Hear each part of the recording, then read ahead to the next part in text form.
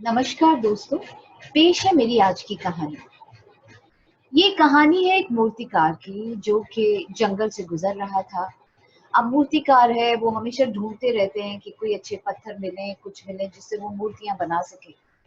चलते चलते उसकी नजर एक चट्टान पे पड़ी जो देखने में बहुत अच्छी लग रही थी। कुछ उसका रंग अलग था, कुछ उसका टेक्सचर डिफरेंट था।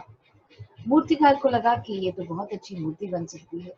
उसने अपना थैला खोला, उसमें से हथौड़ी वथौड़ी निकाल के जब उस पत्थर के ऊपर उसने चोट लगा के उसको चेक करने की कोशिश करी, तो मूर्ति जो जो पत्थर था उसमें से आवाज आई, प्लीज प्लीज प्लीज मुझे मत मारो, मुझे दर्द होता है। मूर्तिकार जो था दिल का नरम था, उसने सोचा अगर पत्थर ये कह रहा है उसे दर्द होता है तो उसे छोड़ देता हूँ, कोई बात नहीं, आगे चलता गया। काफी देर के बाद उसे एक और सुंदर पत्थर मिला, काफी मिलता जुलता पहले पत्थर की तरह। बहुत ज्यादा डिफरेंस नहीं था, देखने में दोनों ऑलमोस्ट सेम थे।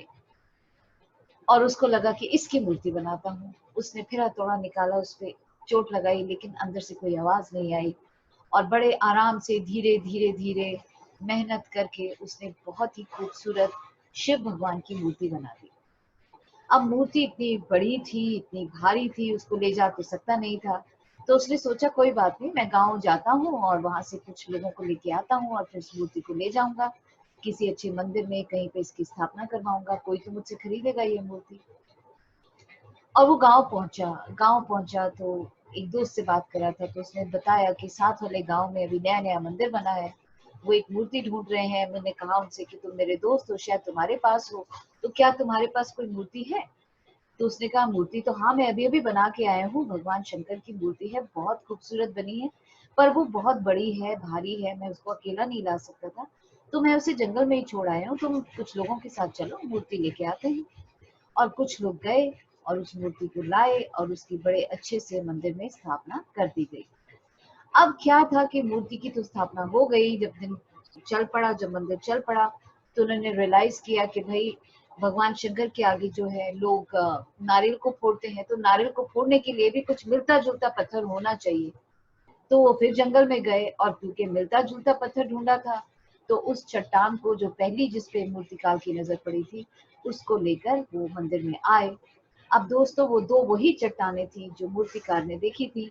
एक थी जिसकी मूर्ति बन चुकी थी और एक थी जिसपे पत्थर फोड़े जा रहे, सॉरी, नारियल फोड़े जा रहे थे।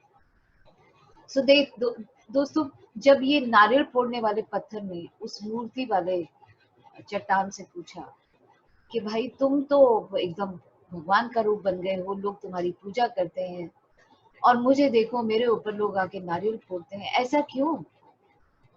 तो जो शंकर बनी मूर्ति थी उसने जवाब दिया कि अगर उस दिन भी तुम पहला प्रहार सह जाते, वो तकलीफ सह जाते जो मैंने उस मूर्ति के बनने पे सही, तो आज तुम भी कोई मूर्ति होते और तुम्हारी भी कहीं पूजा हो रही होती।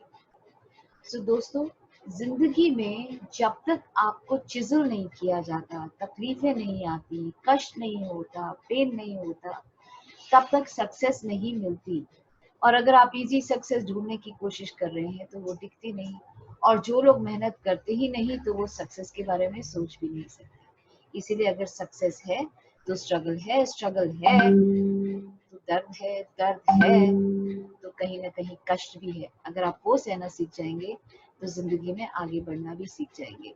और अगर आपको मेरी ये कहानी अच्छी लगे तो इसे शेयर जरूर कीजिएगा। कल फिर मिलती हूँ एक नई कहानी के साथ।